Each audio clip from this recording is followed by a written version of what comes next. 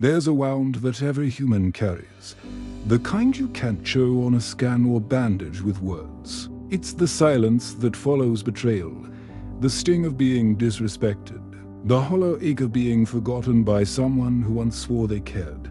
And here's the paradox. It's not the person who hurt you that destroys your peace. It's the anger you keep feeding long after they're gone. So let me ask you, if Marcus Aurelius himself were alive today, scrolling through a flood of toxic messages, facing the chaos of heartbreak and broken promises, what would he do? Would he fight back? Would he forgive? Or would he do something far more powerful? Something that modern people have almost forgotten how to do. In this video, you'll discover 15 Stoic lessons that will completely transform the way you deal with someone who hurt you, without losing your dignity, your calm, or your purpose. And stay until the end, because I'll share with you a 90-day Stoic plan for peace that can reset your emotional balance, even if right now your heart feels like a battlefield.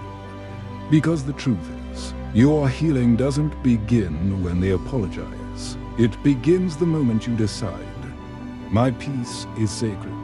We live in a strange time. People don't need to shout to hurt you anymore. All it takes is a short text, a message left unseen, or a sudden change in tone that makes your stomach drop. We carry those moments quietly, pretending we're fine. But inside, something fragile begins to crack. In this modern world, where every opinion, rejection, and judgment travels faster than we can process, staying calm isn't easy. Someone criticizes you online, and before you even think, you react. A friend disappoints you, and you replay the scene 100 times in your head, wondering what went wrong. Pain has become part of daily life, but very few of us have learned how to deal with it wisely. That's why Stoicism, a philosophy born 2,000 years ago, feels so modern. Because it's not about suppressing emotions or pretending not to care. It's about learning how to think clearly when your heart is on fire. It's about choosing your response instead of being dragged by impulse. Today, we're going to walk through 15 lessons from Stoic philosophy that show how to face those who hurt you, not by fighting back, but by standing firm in your peace and dignity. Each lesson is practical, simple, and tested by real human experience. You'll see that peace isn't passive. It's active. It's not the silence of surrender, but the silence of control. In the next hour, we'll explore 3 major steps. Step 1. How to calm the storm inside you through active silence, reframing, and emotional grounding. Step 2. How to protect your integrity by setting clear boundaries, separating justice from revenge, ending what no longer deserves your energy. Step 3.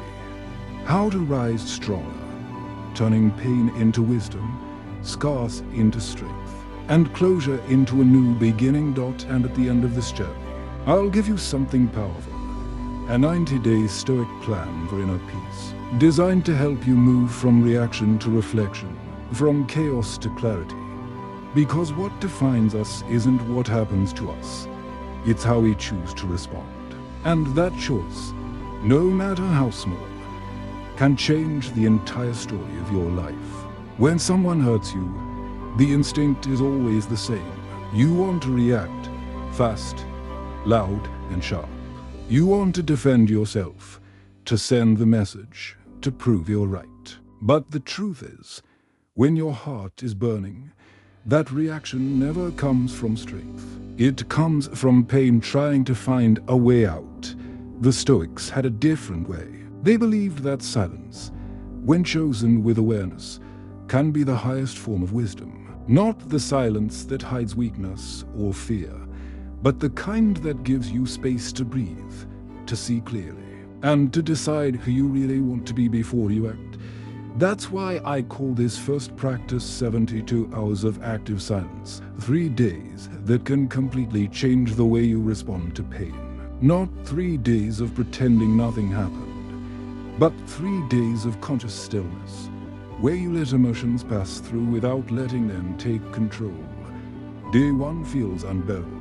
You will replay the words, the betrayal, the tone of their voice. Every minute will whisper, say something. But you won't, because you know that silence isn't avoidance. It's your first act of discipline. Day 2 is different. The fire starts to cool. You begin to notice the small things again. The rhythm of your breath, the sound of your steps when you walk. You realize that the storm inside you is starting to calm itself, and that not reacting is, in fact, reacting in the most powerful way. By day 3, something shifts. You no longer want to win the argument.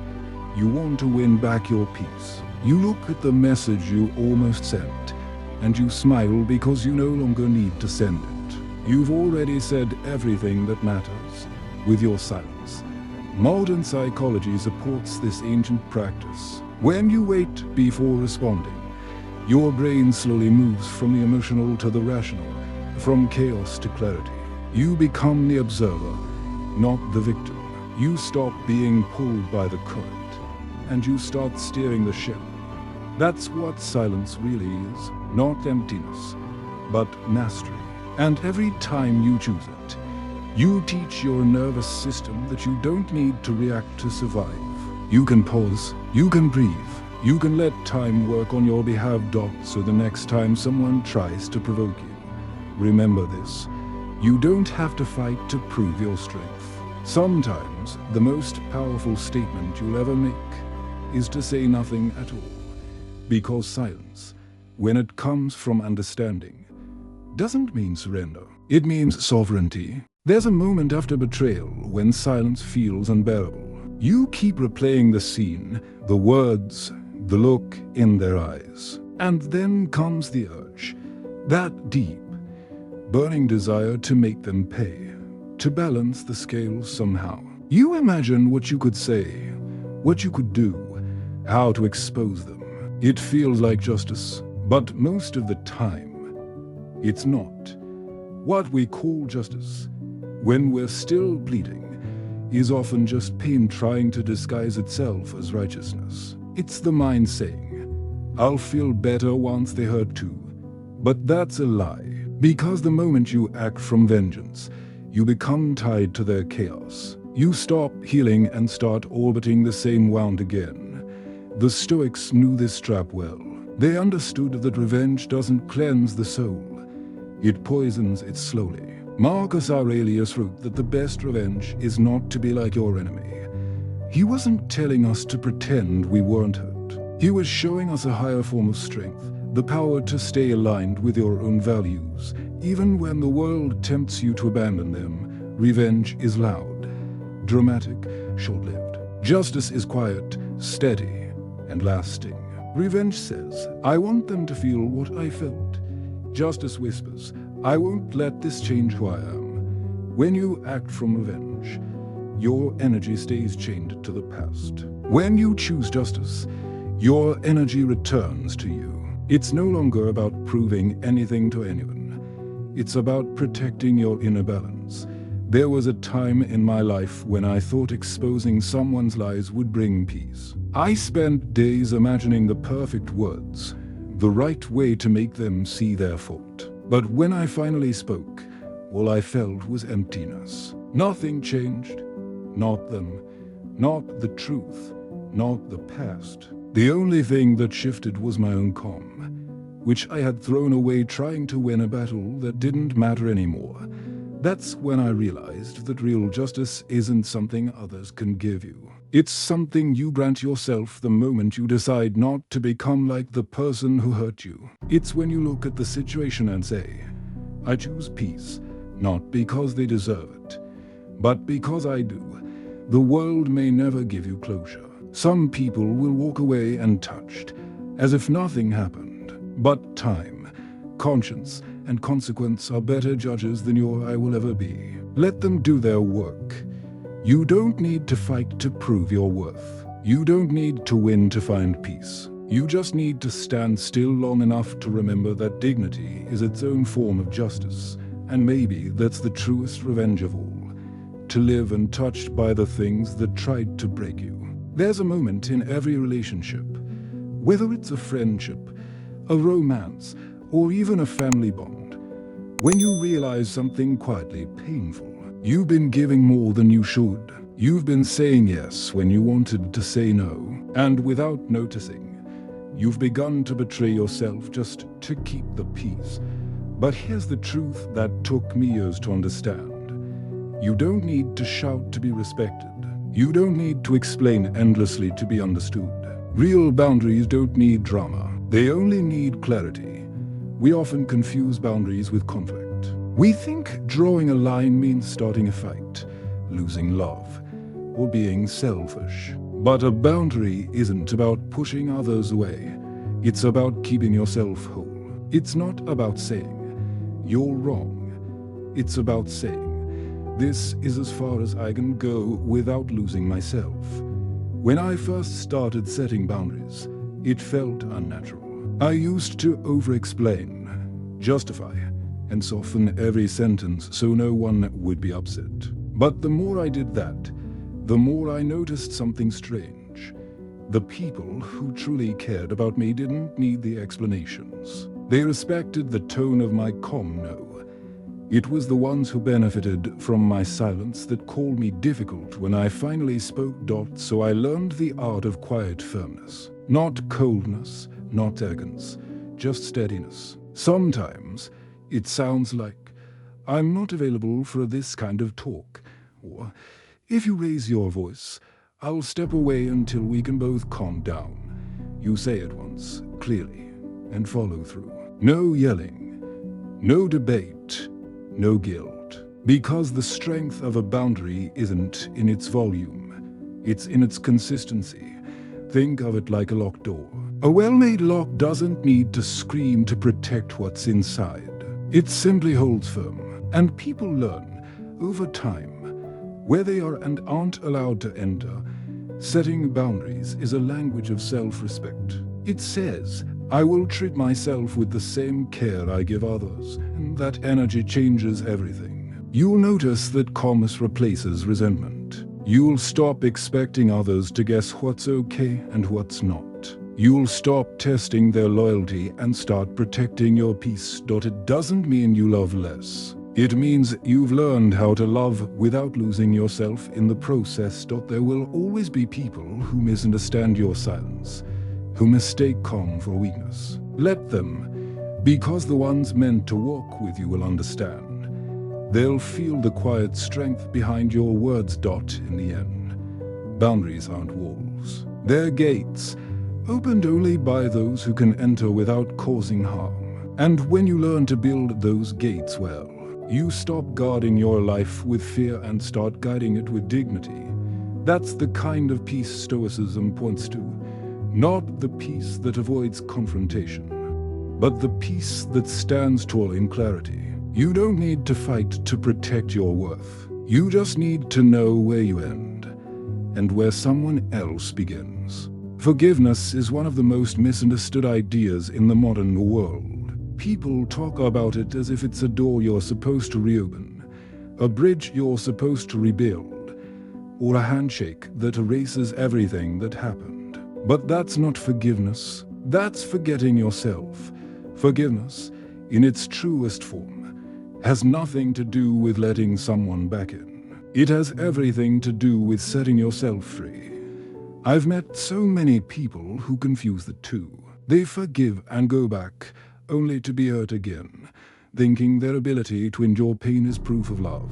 But love doesn't ask you to stay where you keep getting smaller. And forgiveness doesn't require you to repeat the same lesson twice. There's a woman I once met who told me a story I'll never forget. For years, she kept forgiving a partner who lied, disappeared, and returned with empty promises. Each time, she told herself it was strength. Each time, it broke her a little more, until one day, she realized she could forgive him completely and still close the door. Not with anger, not with hatred, but with peace. That's when it clicked for me. Forgiveness is an act of cleansing, not reconnecting. It's like taking out the trash from your soul, not so that someone else can move in again, but so that you can breathe in a cleaner space. You forgive because you deserve lightness, not because they deserve another chance. Marcus Aurelius wrote that we must live at peace with everyone if it's possible. Those last words matter more than we realize. If it's possible. Because sometimes it's not. Sometimes peace means walking away, not walking back. Forgiving isn't weakness. It's strength that refuses to be poisoned. It's looking at the wound and saying, "You existed, you hurt me, and I still choose not to carry you anymore." You don't have to announce it. You don't have to explain it. Forgiveness is not a public act. It's an internal decision, a quiet promise between you and your own spirit. I release you, but I will not return to what broke me. And maybe that's the real test of love. Not how many chances you can give, but how deeply you can care for yourself after being hurt. So if you're standing at that threshold now, torn between moving on or giving in, remember this: you can forgive someone and still never see them again. You can wish them peace while closing the door behind you. You can walk away without bitterness, without revenge, and still with love. Love for your own healing, your own future, your own life. Because true forgiveness isn't about going back.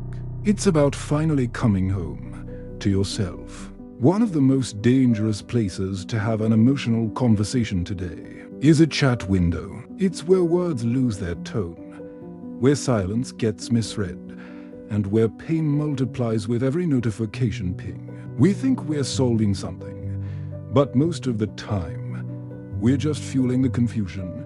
You know that feeling, don't you?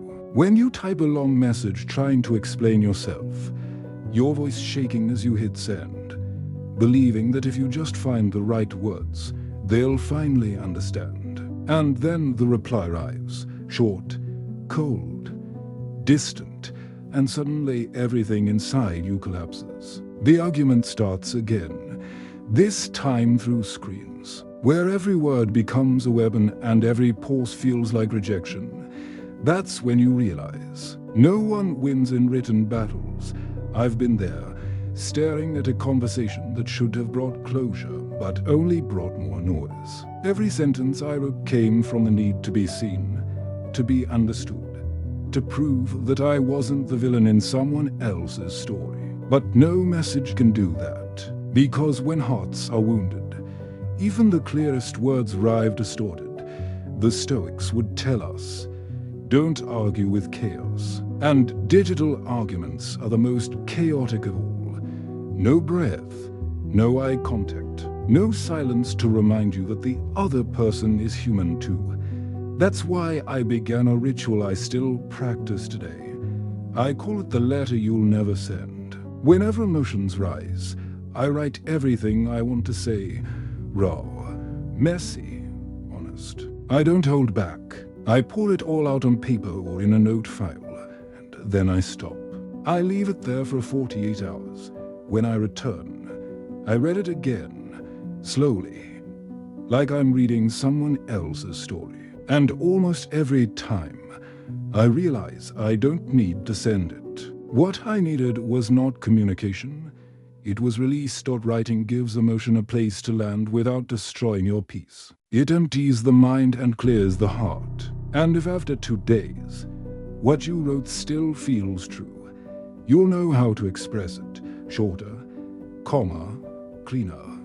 There's something deeply stoic about restraint. It's the moment you stop trying to win a conversation and start protecting your own energy. Not replying doesn't mean you lost. It means you've chosen to rise above the noise. Your silence can't be twisted. Your calm can't be misquoted.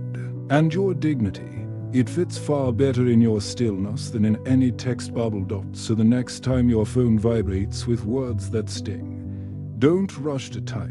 Take a walk, breathe, write what you feel, but don't send it. Because peace isn't found in the message that lands.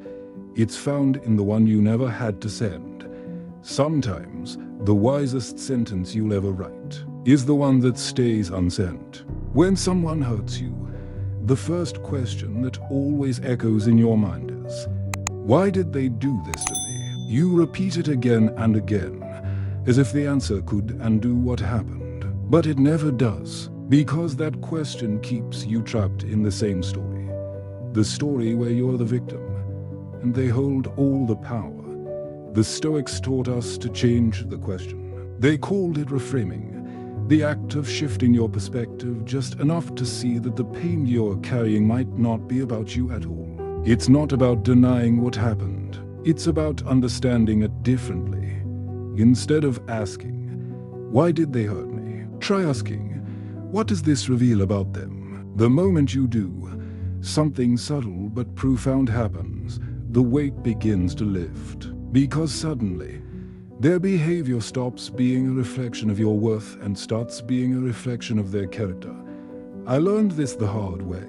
After a betrayal that left me questioning everything about myself, I spent nights replaying every detail, every word, every silence. I thought if I could just understand their motive, it would make sense. But the truth is, pain doesn't always come with an explanation. Some people act from fear, emptiness, or confusion, not because of who you are, but because of who they are not. And that realization changed everything. I stopped asking why me, and started asking, what can I learn from this? That shift, small as it seems, was liberation, because it turned the story of me being hurt into me becoming wiser. Modern psychology has a name for this too: cognitive reframing. It's the practice of changing the narrative you tell yourselves, so that your emotions can find balance again. You can't always control what happens, but you can always control the meaning you assign to it. And meaning is what heals, Epictetus said. It's not the events themselves that disturb us, but the opinions we hold about them. When I first read that, I was angry. It felt unfair, as if my pain was my fault. But over time, I understood that he wasn't dismissing emotion. He was teaching responsibility, the kind that gives you your power back. You don't have to love what happened. You just have to stop letting it define who you are. Because once you learn to reframe, you begin to see every heartbreak differently. Not as proof that life is cruel, but as evidence that you survived something that could have broken you, and yet, here you are, still capable of reflection, still capable of love.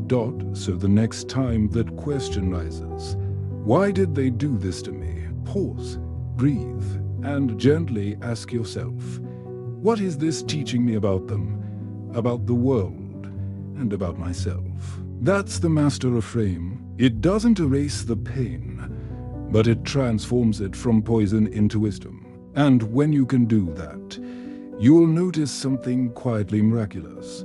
The story that once chained you will become the story that sets you free.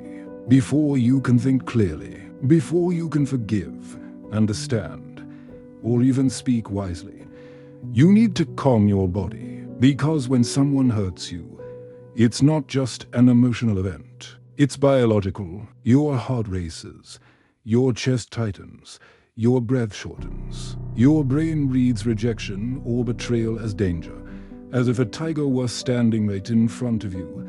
That's why logic doesn't work when you're in pain. It's not that you've lost reason. It's that your body has taken over. The Stoics spoke often about control, but what they meant wasn't control through force. It was control through awareness. To master yourself, you must first master the storm within your own nervous system. I learned this during one of the hardest conversations of my life. I had rehearsed every word in my head, planned the tone, even practiced staying calm. But the moment I faced the person who had hurt me, my body betrayed me. My voice trembled, my hands shook, my throat closed. No philosophy could reach me then. I wasn't fighting them anymore. I was fighting my own heartbeat. After that day, I promised myself something. Before I tried to fix anything outside, I would first return to my body. So I started with something simple: breathing. Inhale to a slow count of 4. Exhale to a slower count of 6. When you exhale longer than you inhale, you send a message to your nervous system. You are safe now. Sometimes I would walk in silence, feeling the ground under my feet, naming 3 things I could see, 2 I could hear, 1 I could touch. It sounds small, but it's powerful. Each sensation becomes an anchor that pulls you out of the storm and back into the present moment. Only then, when the shaking stops, when your breath evens out, can you think clearly again. Only then can philosophy enter the room, because wisdom doesn't live in chaos. It lives in calm. Most arguments, most mistakes, most regrets happen because we try to respond while our bodies are still on fire. We speak from panic, not from purpose. And later, when calm finally returns, we look back and wonder, why did I say that? The truth is, the first lesson of self-mastery isn't mental, it's physical. Your mind can only lead when your body feels safe enough to follow. That's why the Stoics practiced stillness, meditation, slow breathing. They weren't escaping life. They were preparing for a dot, so the next time anger or sadness grips you, don't rush to fix the situation. Step away, breathe, walk. Let your body remember that danger has passed. Because once your body is calm, your soul can speak again. And when it does, you'll find that clarity doesn't come from reacting faster. It comes from learning to pause long enough to hear the quiet wisdom underneath your fear. That's the true discipline of a Stoic. Not just mastering the mind, but learning how to steady the vessel that carries it. Closure is something we all crave after being hurt. We want to explain, to be understood, to find the right words that will finally make the other person see the truth. But the harder you try to get closure from someone else, the more you realize you're really just trying to find peace within yourself for a long time. I believed closure required long conversations, endless explanations, or emotional confessions. I thought that if I just said enough, they'd understand. But every time I tried, it ended the same way. More pain, more confusion, more noise. Because people rarely hear you when they've already decided not to listen. One day, I tried something different. I stopped chasing closure that depended on them and created closure that depended on me. I decided that whatever I said would be brief, honest, and free of resentment. It wasn't about winning the argument. It was about ending the story with dignity. When the moment came, I didn't raise my voice. I didn't list everything that had gone wrong. I simply said, what happened hurt me, and I won't let it repeat. I wish you peace, but I'm moving on. Then I left. No sarcasm. No bitterness, no final blow, just clarity and a quiet step forward. That moment taught me something powerful. Closure doesn't need hours. It needs honesty. If it takes more than a few minutes, it's probably not closure. It's resistance. The mind keeps looping because part of you still hopes for a different ending. But you can't rewrite someone else's chapter. You can only close your own. I started calling it the 2-minute rule. If your goodbye takes longer than that, you are not saying goodbye. You're still negotiating your worth. And your worth is not up for debate. There's a calm kind of strength that appears when you end something without anger. It confuses people who expect you to fight. It disarms those who thought they still had power over your emotions. But more importantly, it reminds you that your peace is not a shared property. It belongs only to you. So when that time comes, and it will, don't rehearse the perfect speech. Just remember what closure really means, to end something without losing yourself. You don't need revenge, explanation, or validation. You only need one sentence that's true, one breath that's calm, and one step forward that doesn't look back. That's a dignified closure, not dramatic, not loud, but liberating. Because sometimes the most powerful goodbye is the one that sounds like peace. There's a kind of pain that doesn't scream. It just repeats. It whispers at night when you're trying to fall asleep. It replays the same conversation, the same look, the same words that cut to deep. That's rumination, the endless loop of why, how, and what if that traps you inside your own mind. I know this loop well. I've lived inside it. There were nights when I couldn't stop thinking about what I should have said, or what I could have done differently. My body was still, but my mind was spinning like a washing machine that never ends its cycle. And every time I thought I was done, it started again. That's the thing about rumination. It disguises itself as reflection. It makes you believe you're processing your pain, when in reality, you're just reliving it. You're reopening the same wound, hoping this time it'll heal differently. The Stoics had a word for this kind of mental restlessness. They called it attachment to impressions. It's what happens when you hold on to your thoughts so tightly that they start holding onto you. One night, exhausted from my own thoughts, I tried something new. I took a piece of paper and wrote 3 simple lines. What happened, how I felt, what I learned today. Then I folded the paper, put it in a drawer, and said quietly to myself, for today, I've done my part.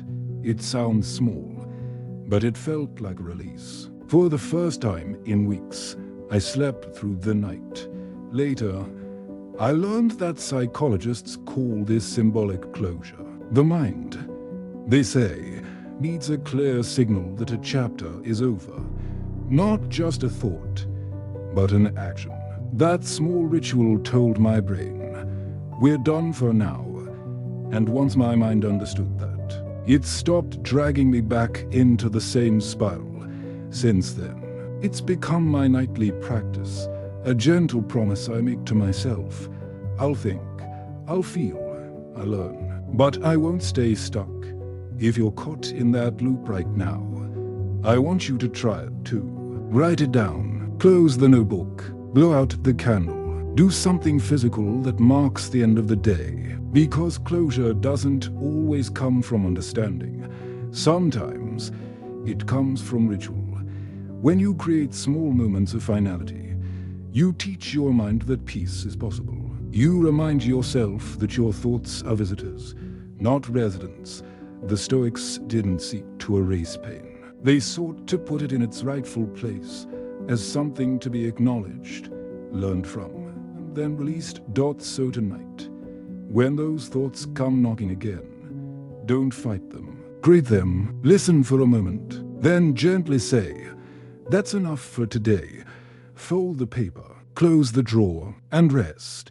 Because peace doesn't always arrive like a revelation. Sometimes it comes quietly, with a pen, a breath, and the decision to stop thinking the same thought one more time. There's a common misunderstanding about Stoicism. People think it means you should endure everything. That strength is about staying silent while others cross your boundaries. They picture a Stoic as someone who never reacts, who accepts everything with a blank face and an unshaken voice. But that's not wisdom. That's resignation dressed as peace. The Stoics never asked us to tolerate the intolerable. They taught us to separate what's within our control from what isn't, and protecting yourself is always within your control. It's not about revenge. It's about responsibility. Because peace isn't found in letting people do whatever they want to you. It's found in recognizing when enough is enough. There was a time when I thought patience was proof of virtue. I let certain people stay in my life longer than they deserved. I excused disrespect as misunderstanding. I called silence maturity when it was really fear of confrontation. And the more I endured, the smaller I became. Until one day, I realized something simple but life-changing. My peace wasn't just a feeling. It was a boundary, and boundaries without consequences are just wishes. Protection isn't cruelty. It's clarity. It means blocking the call that drains you. It means stepping away from someone who manipulates your kindness. It means asking for help when something crosses into danger, emotional, mental, or physical. Stoicism doesn't mean handling everything alone. It means knowing when to act, when to step back, and when to involve others. Even Marcus Aurelius, who ruled an empire, wrote that justice requires action. Peace built on denial isn't peace. It's delayed. So if someone consistently disrespects your limits, ignores your words, or harms your safety, the most stoic thing you can do is take action. File the report. Tell someone you trust. Walk away completely, because your silence isn't meant to protect the abuser. It's meant to protect your mind. I once spoke to a woman who endured harassment for months, thinking endurance made her noble. The day she finally took legal action, she told me, for the first time, I can breathe. That's what real peace feels like. Not the absence of conflict, but the presence of self-respect. The Stoics spoke of living according to nature. And human nature is not to be anyone's punching bag. It's to protect your dignity, to safeguard your integrity, and to live freely without fear. So remember this.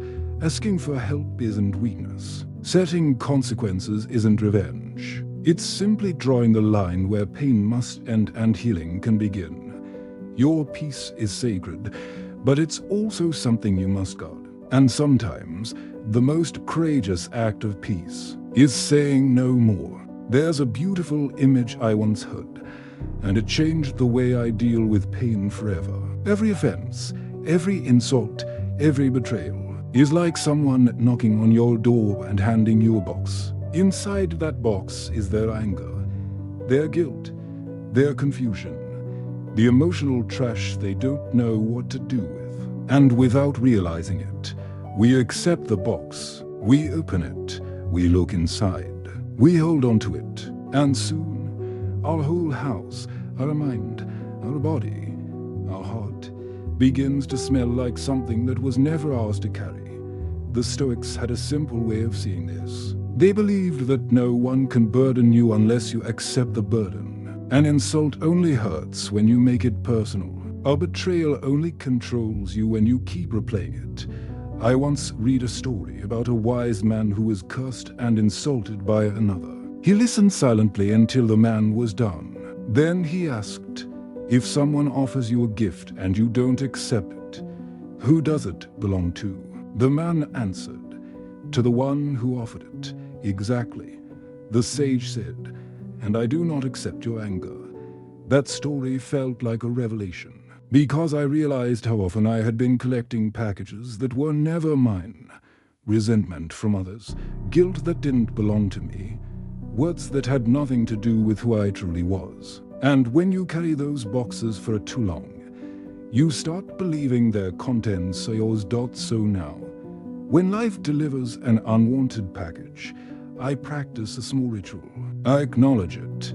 I see it for what it is. Then I quietly say to myself, this isn't mine, and I let it go. Sometimes I imagine placing it on the ground and walking away. Sometimes I write the person's name on a slip of paper, fold it, and throw it away. It's not superstition, it's symbolism. It tells my mind, you don't need to keep what doesn't belong to you. Letting go doesn't mean denial.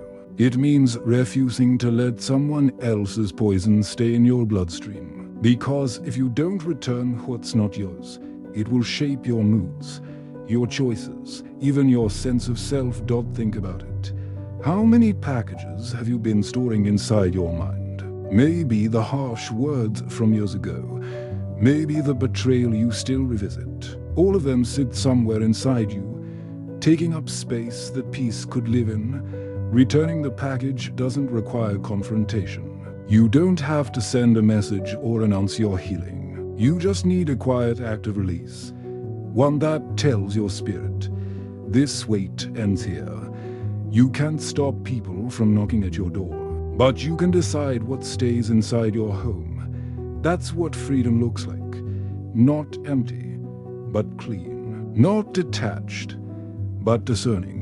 It's the moment you realize you no longer have to carry what was never yours to begin with. And when you do that, you create space.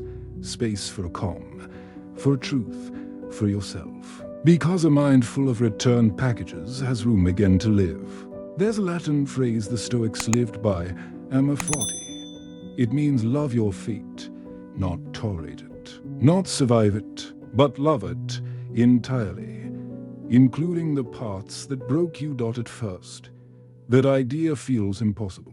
How do you love the things that nearly destroyed you? How do you look at your scars, physical or emotional, and call them beautiful?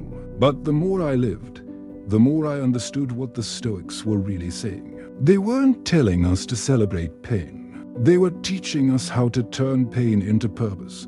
You see, every wound carries a choice. You can let it define you, or you can let it refine you. You can spend your life asking, why did this happen to me? Or you can decide to ask, what can I build with what's left? I once met a woman who had been abandoned when she was young. For years, she carried that wound like a weight she couldn't put down. Until one day, she began sharing her story with others, women who were going through the same kind of heartbreak.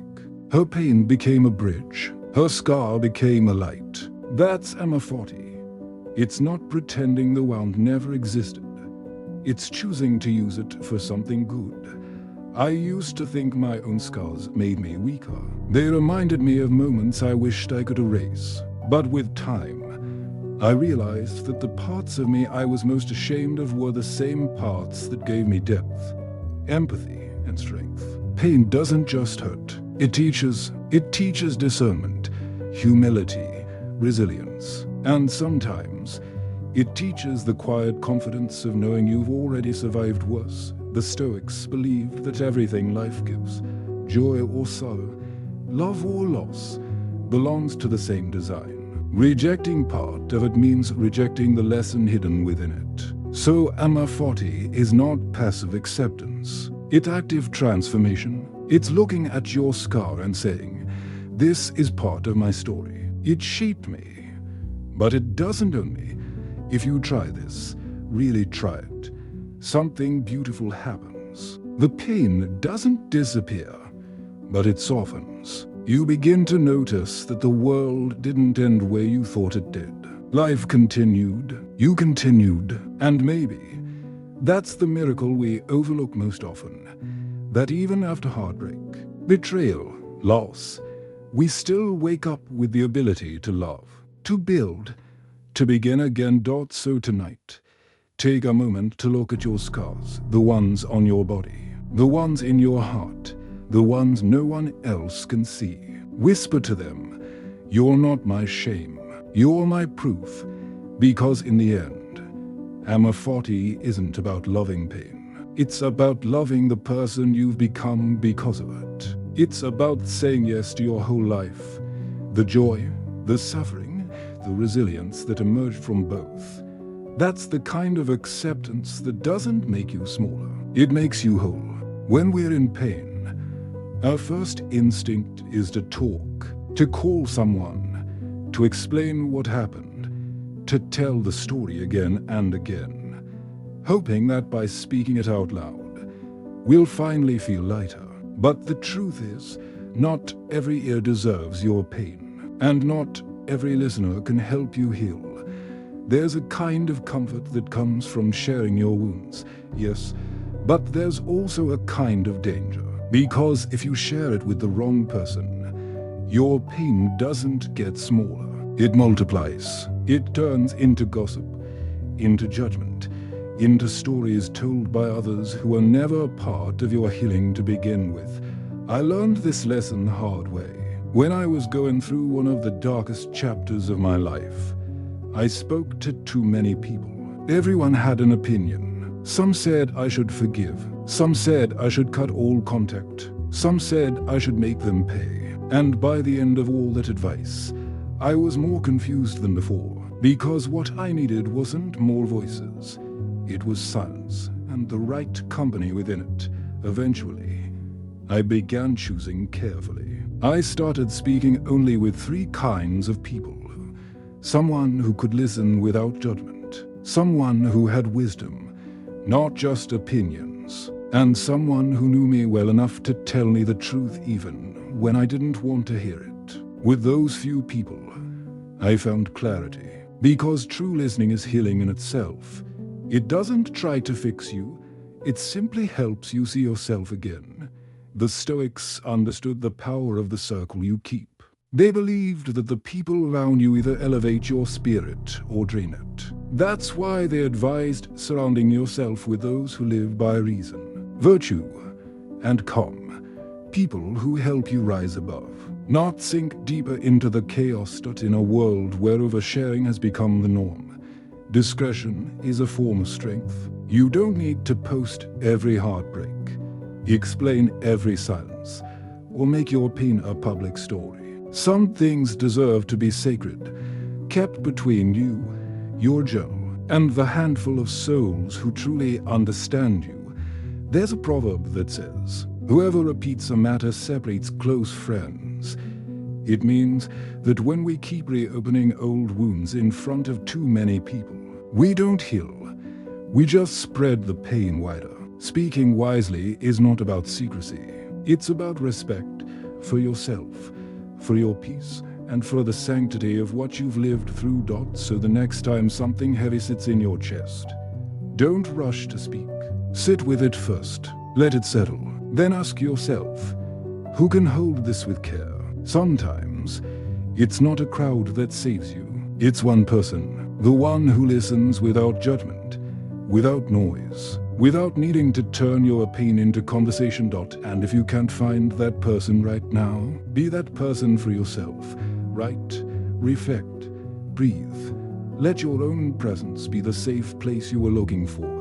Because healing doesn't always happen in words. Sometimes, it happens in the quiet company of those who simply let you be, without demanding that you explain your soul.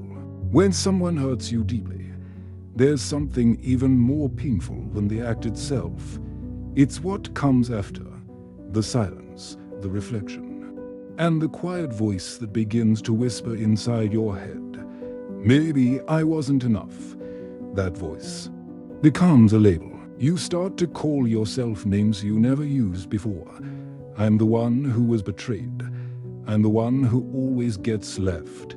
I'm the one who trusted too much and without realizing it.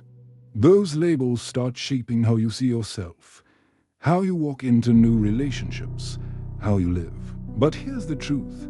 You are not what happened to you. You are what you choose to become after it.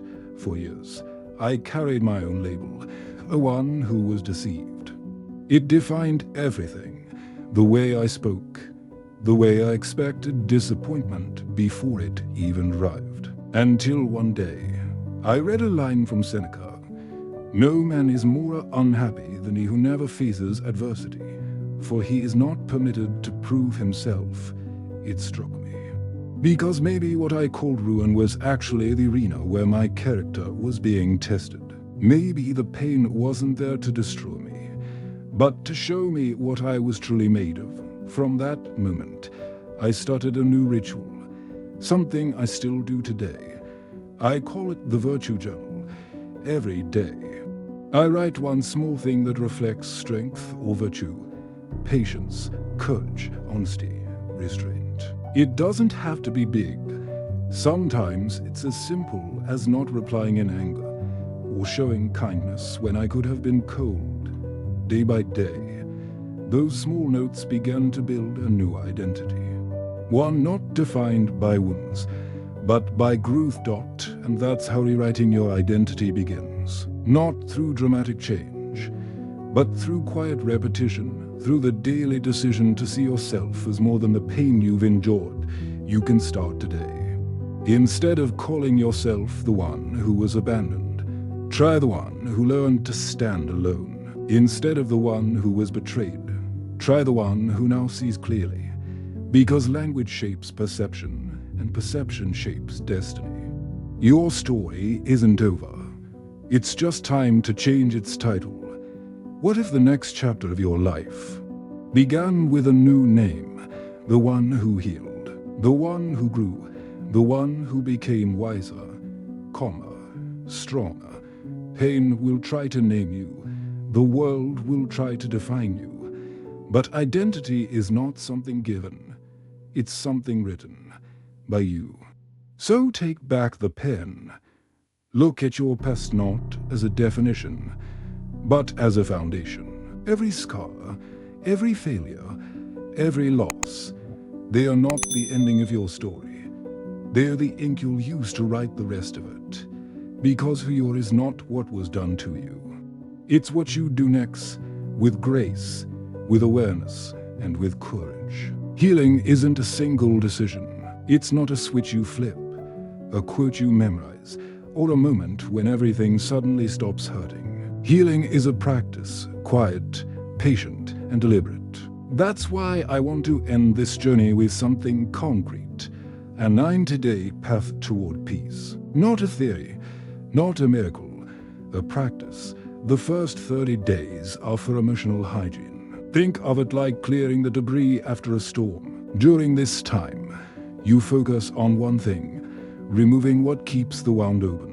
Mute the notifications that bring back memories. Delete the messages you still read at midnight. Put away the photos, the souvenirs, the tiny reminders that keep you trapped in yesterday. You're not erasing the past, you're creating room for the present. Each small act of release is a declaration. My peace matters more than my nostalgia. The second 30 days are for stabilization. Now that the noise is quieter, you can begin to rebuild structure. Write down the new boundaries you've discovered, even if it's just a sentence on a sticky note. I won't beg for clarity. I won't chase what confuses me. Keep them close. They're your compass when old emotions resurface. During this phase, measure your progress not by how little you think about the past, but by how quickly you return to yourself after the thought rises. Progress isn't the absence of pain, it's the return to calm.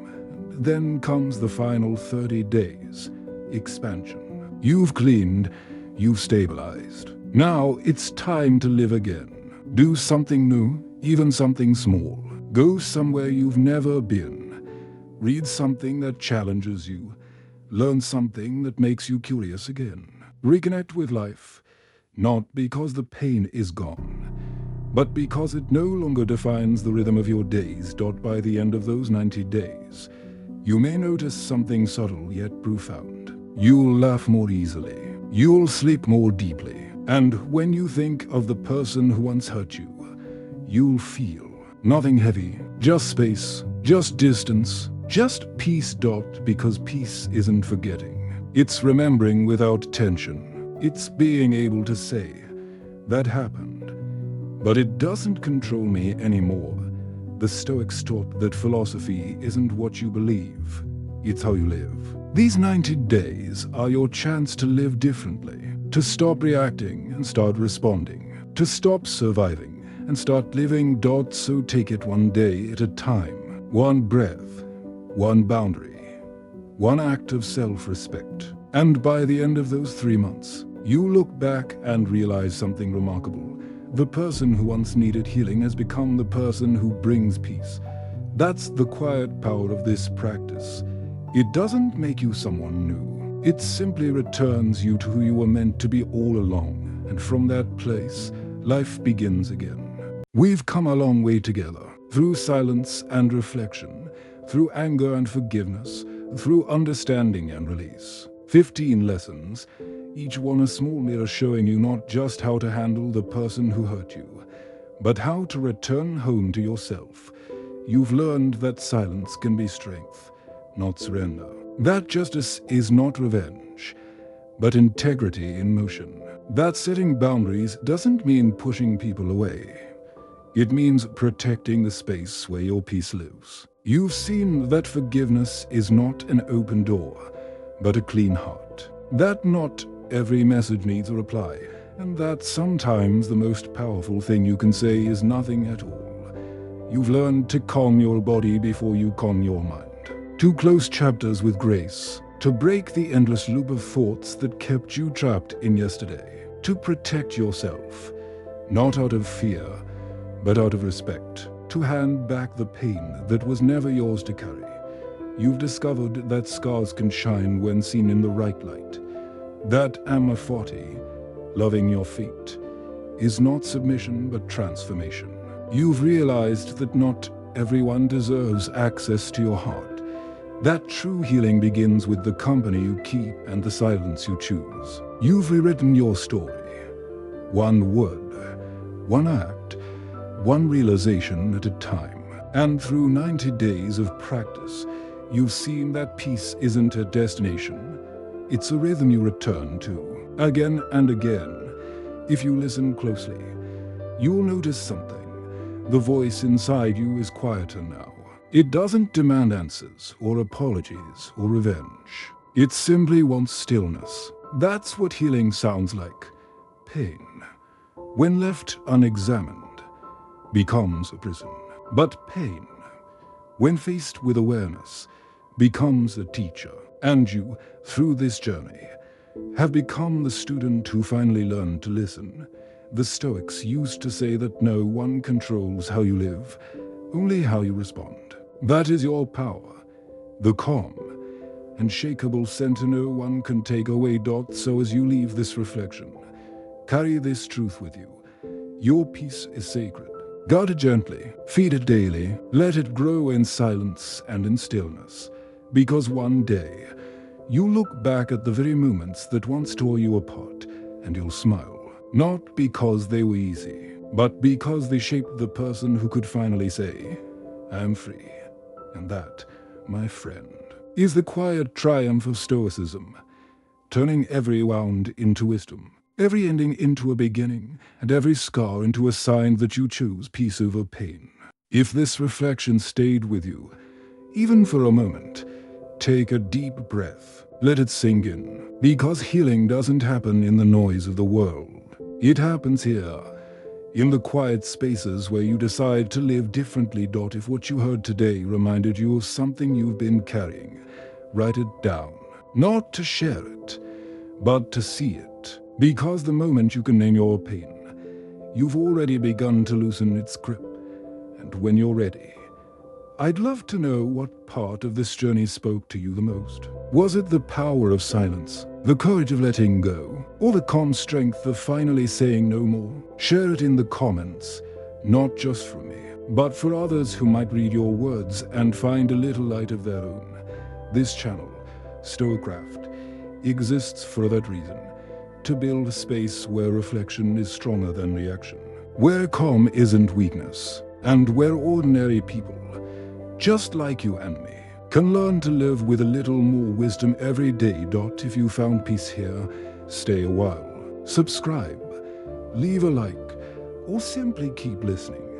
Whatever feels right. Every action, no matter how small, helps this community grow. And every time you return, you remind yourself that you're not alone in this search for calm.